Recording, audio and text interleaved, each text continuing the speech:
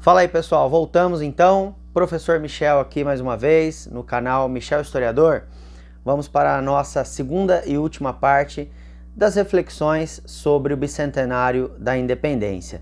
Na aula passada, nós paramos falando sobre as mudanças que a família real trouxe com sua permanência no Rio de Janeiro.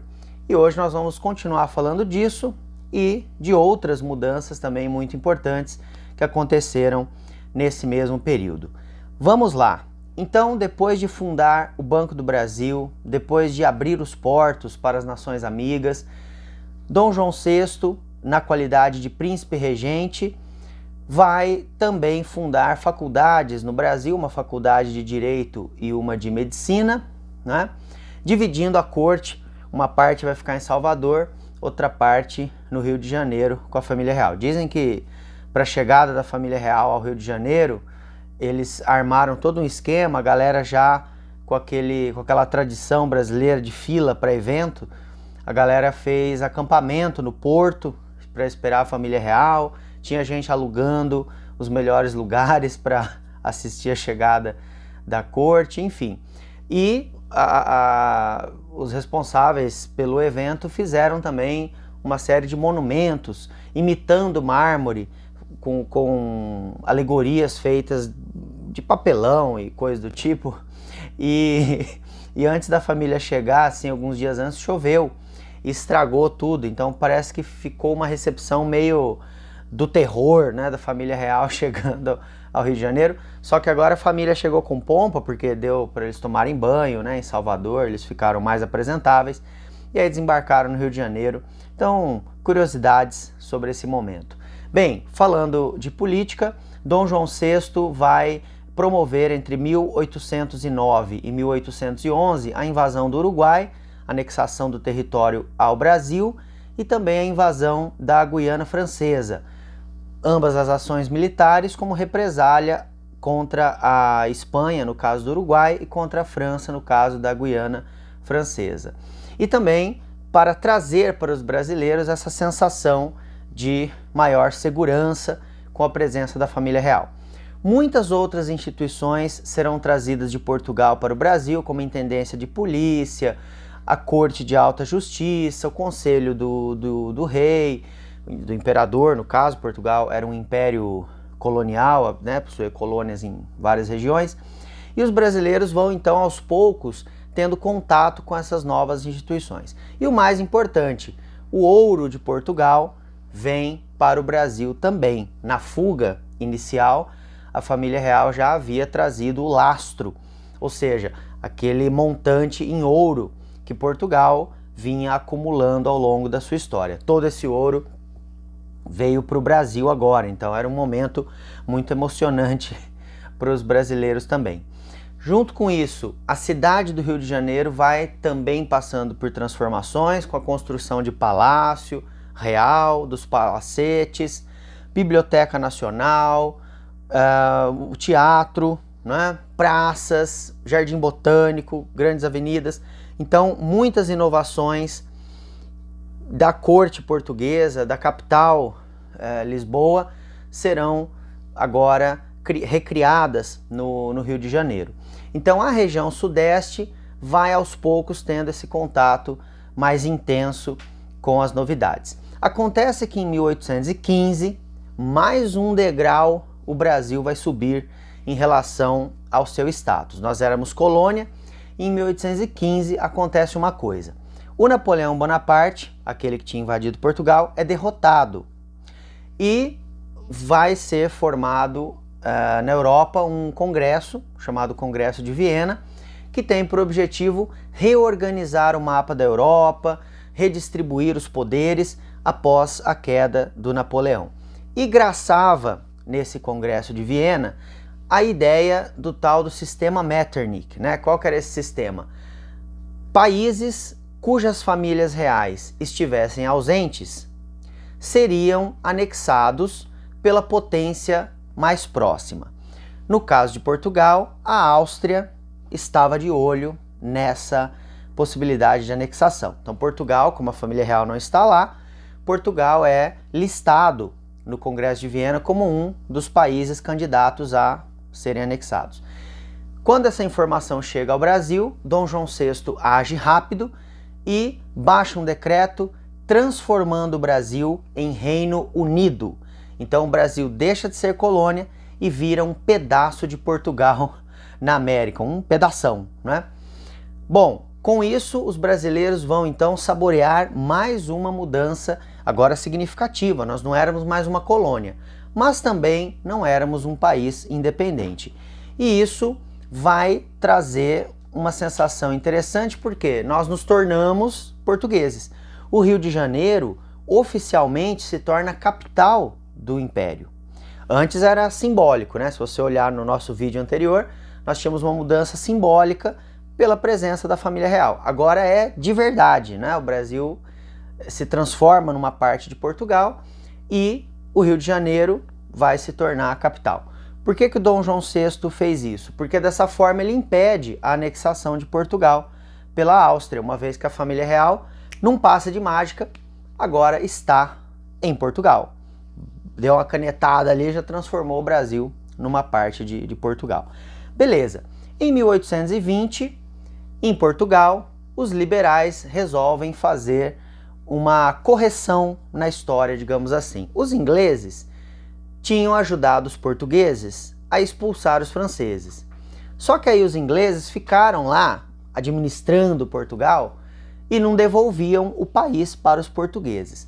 Resultado, Revolução Liberal do Porto de 1820. Os liberais portugueses expulsam os ingleses e abrem caminho para o retorno da família real. Esse retorno vai acontecer em 1821. Dom João VI vai voltar para Portugal com a família real, porém ele deixa aqui no Brasil um mecanismo de defesa chamado Dom Pedro I. O filho dele, herdeiro do trono, está então no Rio de Janeiro e ele chama o Dom Pedro e fala o seguinte: ó, Dom Pedro, a gente está voltando lá para Portugal, mas eu estou desconfiado desses liberais lá, pode ser um golpe. Se acontecer alguma coisa, é melhor você ficar aqui no Rio de Janeiro, porque por enquanto é a capital de Portugal. Se fizer alguma coisa comigo lá, você já está no trono, você é o sucessor e nada de ruim vai acontecer. Beleza? Beleza, pai. Então fechou, você fica aí. Aí tal, comes e bebes, a galera conversando. Dom João VI chama o Dom Pedro I e fala o seguinte: ó, Dom Pedro, tem mais um negócio aqui, filho. Quer dizer, ele não era Dom ainda, né? Era o Pedro I.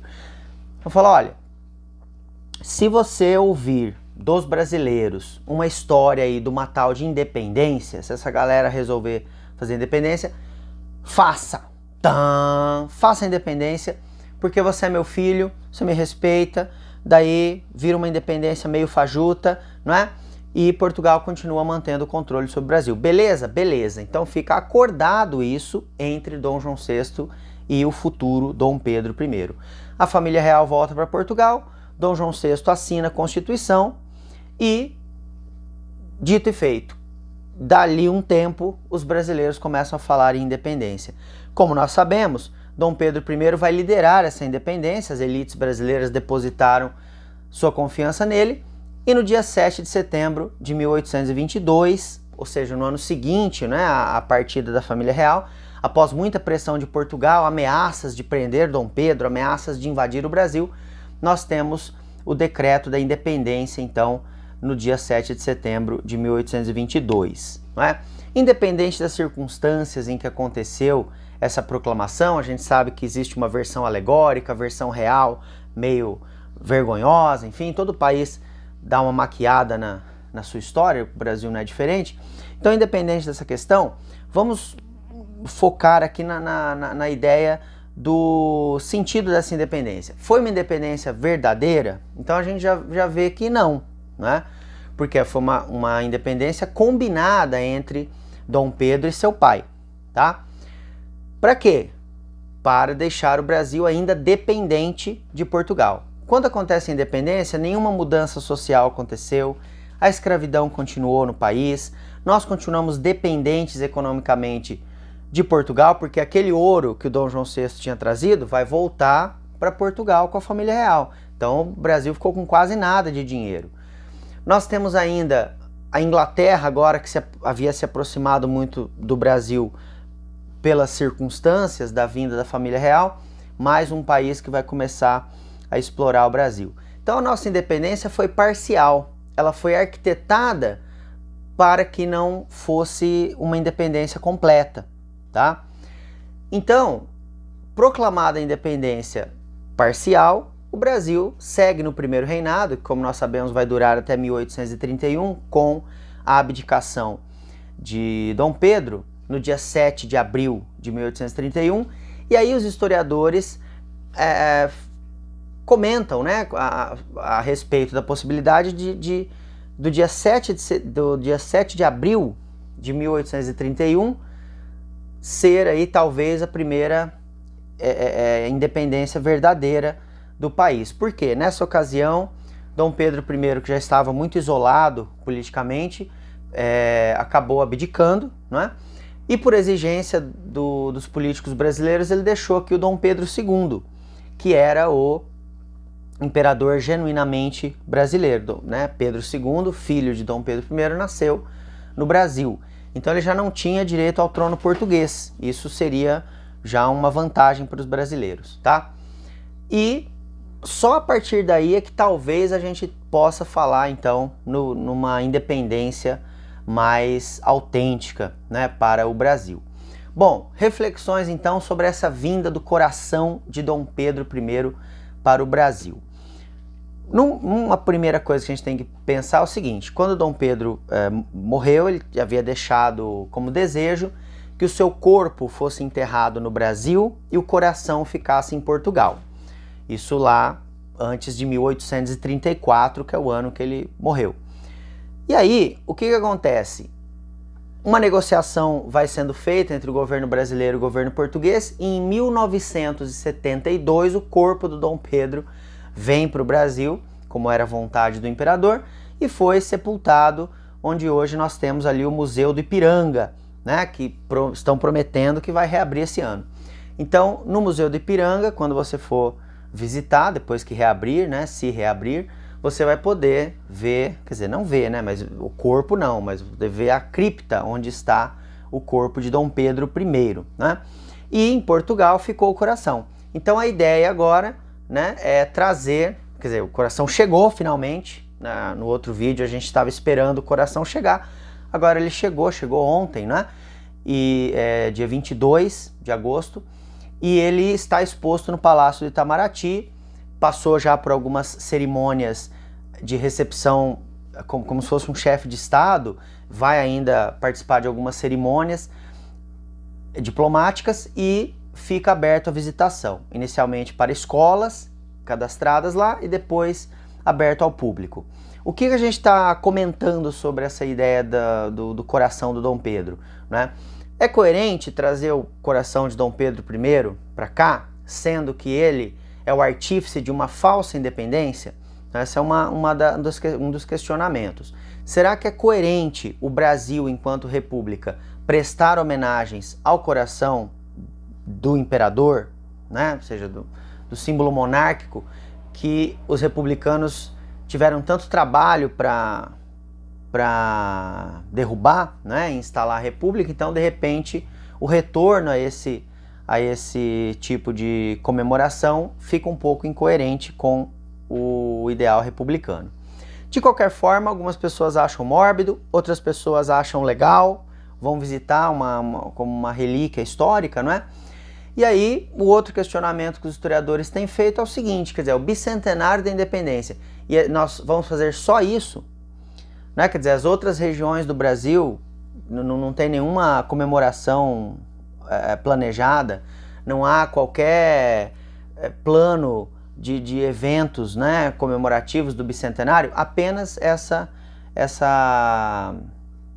questão do coração do Dom Pedro.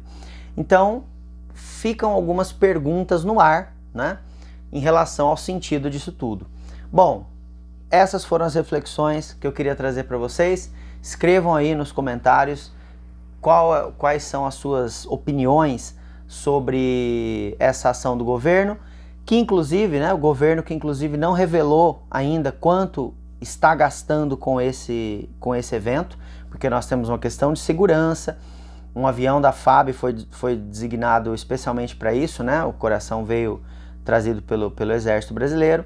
Então nós temos uma série de mobilizações, a segurança para a permanência desse órgão aqui no Brasil, toda a negociação com Portugal. Então o governo não revelou ainda quanto gastou e talvez nem revele. Mais uma questão para a gente refletir, né? Então deixe nos comentários aí o que você achou, o que você acha sobre isso, e essas são as perguntas que a gente pode fazer. Claro, tem outras ainda, se você tem outras questões, coloque aí também e vamos debater. Valeu, pessoal, muito obrigado pela atenção, até a próxima. Tchau!